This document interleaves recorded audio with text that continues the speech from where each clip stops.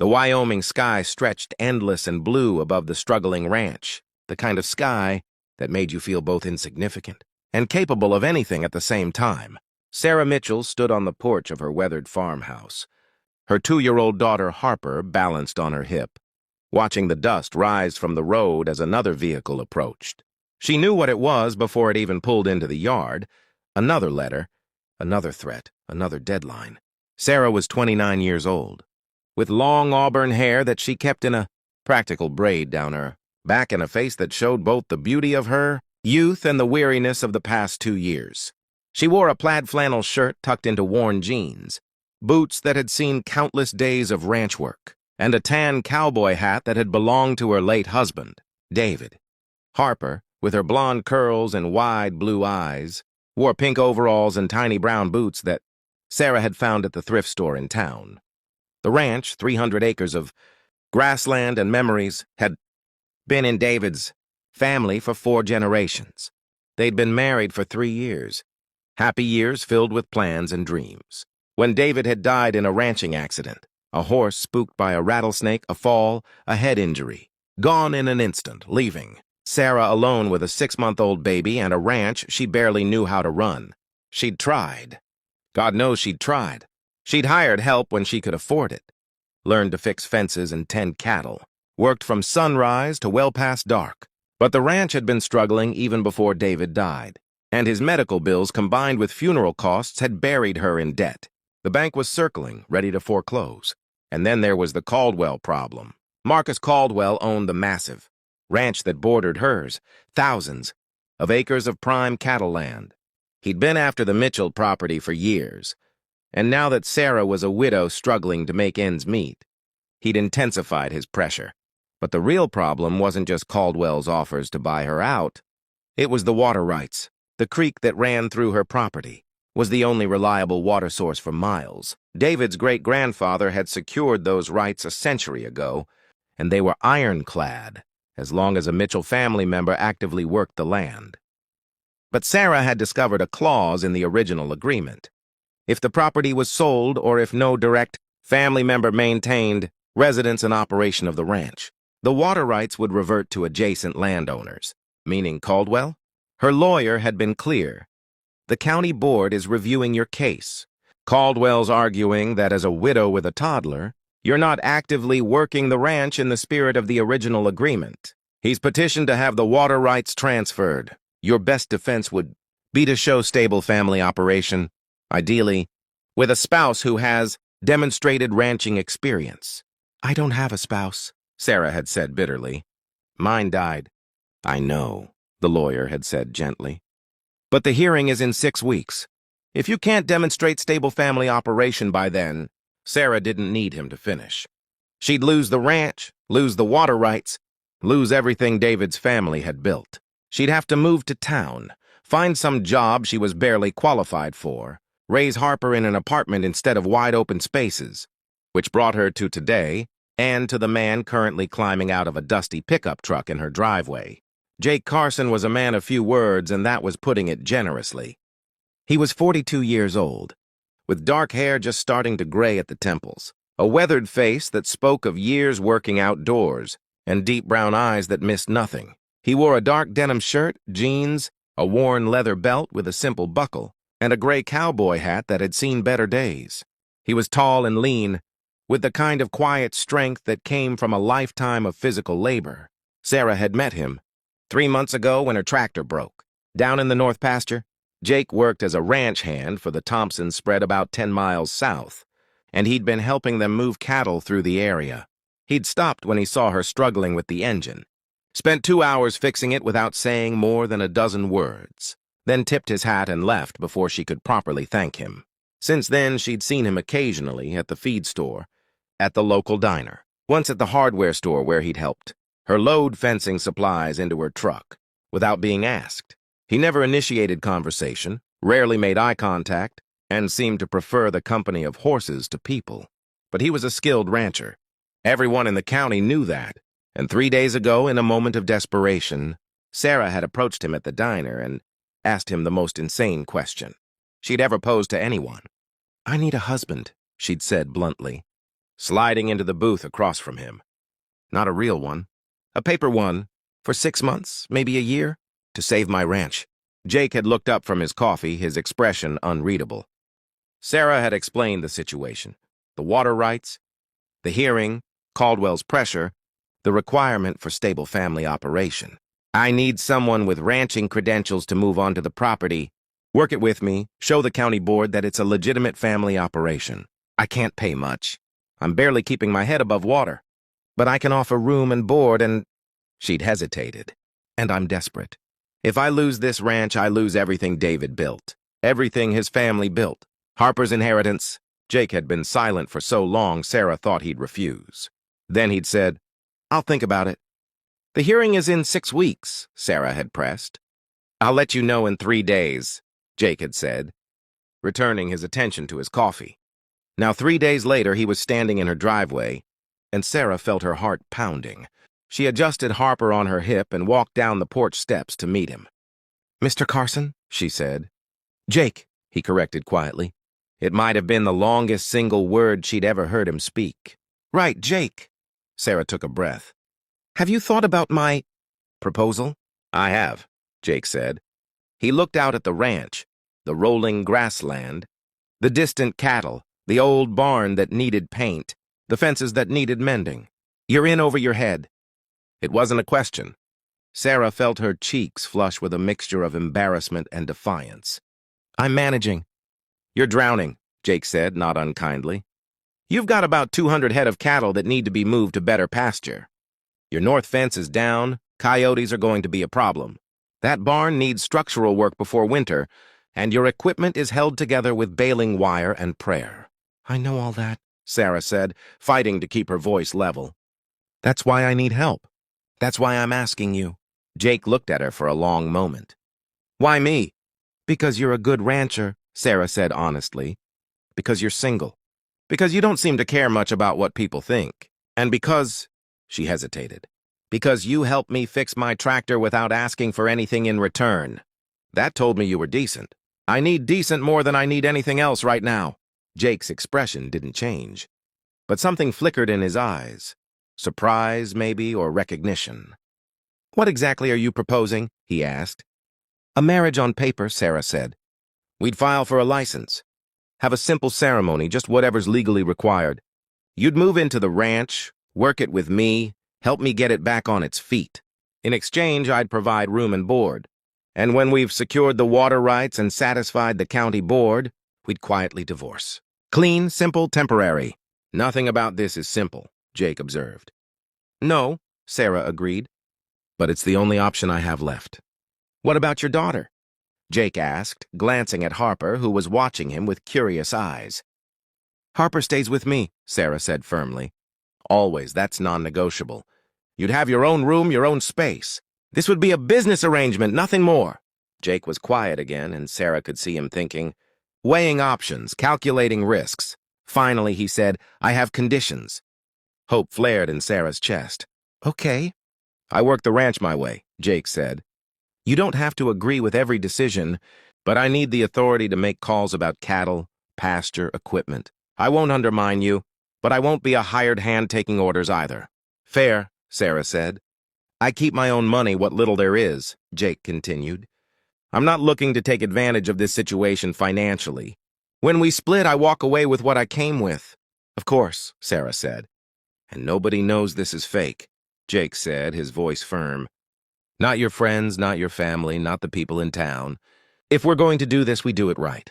As far as anyone knows, we fell for each other, got married, and we're making a go of the ranch together. The moment people suspect this is a sham, the county board will use it against you. Sarah felt a chill run down her spine. She hadn't fully considered that aspect, the lying, the pretense, the deception. But Jake was right. If Caldwell or anyone else suspected the marriage wasn't genuine, it would all be for nothing. Agreed, she said quietly. One more thing, Jake said, and now he looked directly at her, and Sarah saw something in his eyes she couldn't quite identify. I won't have people thinking I'm taking advantage of a widow or mistreating a child. I'll be respectful to you and kind to your daughter, in public and in private. That's who I am. But I also won't pretend to be something I'm not.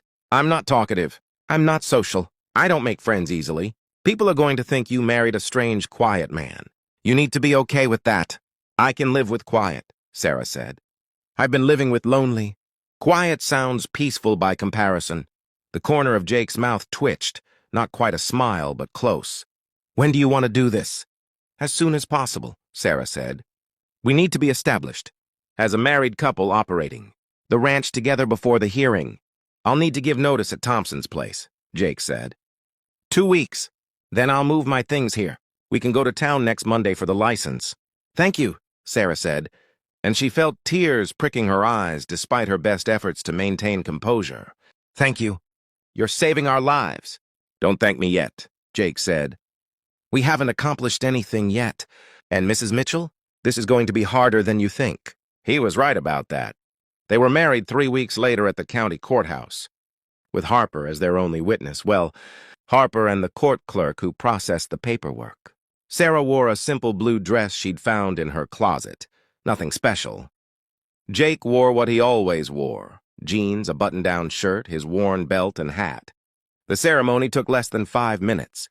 You may kiss the bride, the justice of the peace said. Sarah and Jake looked at each other awkwardly. They hadn't discussed this part. Finally, Jake leaned in and pressed a brief, respectful kiss to her cheek. It was over before Sarah could even process it. And just like that, she was married again. To a man she barely knew, for all the wrong reasons. Jake moved into the ranch that afternoon, carrying 2 duffel bags and a wooden box that looked handmade. Sarah showed him to the spare bedroom, the one that had been David's office, though she'd cleared it out months ago, because walking past it every day hurt too much. It's not much, she said, gesturing to the small room with its single bed, dresser and window overlooking the south pasture. It's fine, Jake said, setting down his bags. Harper, who'd been shy around Jake at first, peeked around the doorframe. Are you going to live here now? She asked in her small voice. Jake knelt down so he was at her eye level. I am. Is that okay with you? Harper considered this seriously. Do you like horses? I do, Jake said. Okay, Harper decided. You can stay. Jake's mouth twitched again in that almost smile. Thank you. That's very generous. The first few weeks were awkward. Sarah and Jake moved around each other like dancers who hadn't learned the choreography. Polite but distant, cordial but careful. Jake was up before dawn every day, working the ranch with a competence that left Sarah both grateful and humbled. He fixed the north fence, moved the cattle to better pasture, repaired equipment Sarah hadn't even realized was broken. He worked with a quiet efficiency that reminded Sarah of David. Though the 2 men were nothing alike in personality, Jake rarely spoke unless spoken to. He ate meals with Sarah and Harper, but contributed little to conversation. He was patient with Harper when she chattered at him, and Harper did chatter, seemingly determined to fill every silence with words.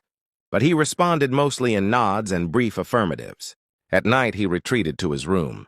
Sarah would hear him moving around occasionally, but mostly there was just silence. It felt strange having someone else in the house again, strange and lonely in a different way than being actually alone. The people in town noticed the marriage immediately, of course. Small-town gossip being what it was, everyone had an opinion. Awful quick, isn't it? Sarah heard someone whisper at the feed store. David's barely been gone 2 years. She needed help with the ranch, someone else said. Can't blame her for being practical. That Jake Carson is a strange one, another voice added. Barely says 2 words. What's she thinking, marrying him? Sarah kept her head high and ignored them. Jake, predictably, didn't seem to notice or care what people thought. But Marcus Caldwell noticed. He showed up at the ranch one afternoon, driving his expensive truck, wearing his expensive clothes, looking like money and privilege. Mrs. Mitchell, he said, then corrected himself with a smirk. Excuse me, Mrs. Carson now, isn't it? Congratulations on your marriage. Very sudden. What do you want, Marcus? Sarah asked. She was standing on the porch, and Jake was working in the barn within earshot. She saw him pause, watching. Just being neighborly, Caldwell said. Wanted to meet your new husband. Jake Carson, isn't it? Heard he's a ranch hand from Thompson's place. Interesting choice. Jake is my husband and my partner, Sarah said firmly. And this ranch is staying in my family. We'll see, Caldwell said. County board hearing is next week. I'll be very interested to see if the board believes this convenient arrangement constitutes genuine family operation. He tipped his hat mockingly and left. Sarah felt her hands shaking. Jake emerged from the barn and walked over. He's going to challenge the marriage at the hearing. I know, Sarah said. He'll say it's fake. That I'm just a hired hand you married on paper. I know, Sarah repeated. Jake looked at her. Then we need to be convincing. Starting now. Over the next week, Jake and Sarah made a point of being seen together in town. They went to the feed store together, to the diner for lunch, to church on Sunday. Jake held doors for Sarah, carried Harper on his shoulders, stood close enough that people would notice. He didn't reach for Sarah's hand. That seemed a step too far for both of them. But he was present, attentive in his quiet way. Harper helped, innocently and unknowingly. She'd started calling Jake. Jake, Dad, a child's compromise between his name and what he was supposed to be. She'd climb onto his lap during dinner, ask him to read her bedtime stories in his quiet, steady voice, follow him around the ranch like a small shadow. And Jake, to his credit, never seemed annoyed or impatient. He'd answer Harper's endless questions, let her help with ranch work, teach her the names of the horses. Sarah would watch them together and feel something complicated. Stir in her chest, gratitude? Certainly, but something else too, something that felt almost like the beginning of family. The county board hearing was held on a Thursday morning. Sarah wore her best dress, which still wasn't very impressive, and Jake wore a clean shirt and his least worn jeans. They sat together at a table facing the 5-member board, with Caldwell and his expensive lawyers on the other side. Caldwell's attorney laid out their case. Sarah Mitchell was a widow with no ranching, experience attempting to operate a substantial property. The marriage to Jake Carson appeared to be one of convenience, contracted specifically to maintain water rights. Jake Carson was a transient ranch hand with no ownership stake in the property. This did not constitute genuine family. Operation in the spirit of the original. Water rights agreement. Then it was their turn. Sarah's lawyer presented tax documents showing Jake listed as cooperator of the ranch, photographs of Jake working the property, testimony from neighbors about seeing them together as a family. Sarah herself testified about the improvements Jake had made, the work they'd done together, their plans for the ranch's future. Mrs. Carson, one of the board members said, a woman in her 60s named Dorothy Hayes, I have to ask, your husband is quite a bit older than you. You married very quickly after meeting him. And the timing, right before this hearing, you can understand why it raises questions. Sarah felt her face flush, but before she could answer, Jake spoke, the first time he'd said anything during the entire hearing. Ma'am, I know how this looks, he said, his quiet voice somehow carrying authority. I'm not a talker. Never have been. I'm not the kind of man most women would look at twice. But Mrs. Carson, Sarah, she looked past that. She saw someone who could help her keep her family's ranch, and I saw a woman working, herself to exhaustion trying to honor her late husband's legacy. We came together for practical reasons, that's true, but practicality doesn't make it less real. He glanced at Sarah, and she saw something in his eyes, something that looked almost like sincerity. She's a good woman, strong, determined, a good mother, the kind of woman worth building a life with. So yes, we married quickly, but we're building something real on that foundation, and we're going to make this ranch thrive. The silence in the room was profound. Even Caldwell's lawyers seemed momentarily speechless. Dorothy Hayes nodded slowly. Thank you, Mr. Carson. That was illuminating. The board deliberated for 2 hours. When they returned, Dorothy Hayes read the decision. The board finds that the Mitchell-Carson ranch is being operated as a genuine family enterprise. Water rights will remain with the current property owners. Mr. Caldwell's petition is denied. Sarah felt her knees nearly buckle with relief. Jake's hand was suddenly at her elbow, steady and supporting. They'd won. The drive home was quiet, which wasn't unusual for them, but this silence felt different. Weighted. Sarah kept glancing at Jake, remembering what he'd said at the hearing. She's the kind of woman worth building a life with. Had he meant it? Or had it just been a performance, saying what needed to be said? Back at the ranch, Sarah's sister Maggie was watching Harper. When they walked in together, Maggie took one look at their faces and grinned. You won? We won, Sarah confirmed. Maggie hugged her fiercely. I'm so proud of you. And Jake, she turned to him. Thank you. For helping her. For helping our family. Jake nodded, uncomfortable with the gratitude. Just doing what was right. After Maggie left and Harper was in bed, Sarah found Jake on the PO.